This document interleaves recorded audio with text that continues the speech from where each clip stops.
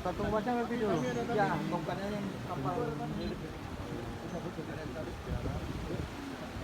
Berapa itu yang kapal yang berada di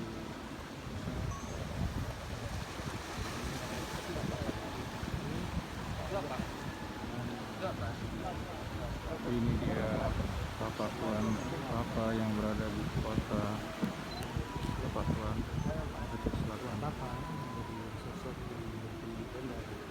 yang lihat ombak sangat tenang dan di sana matahari mulai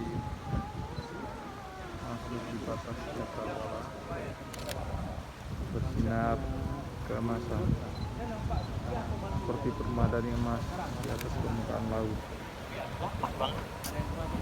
Aduh, tancapnya dapat. Itu apa dulu? Kata ya.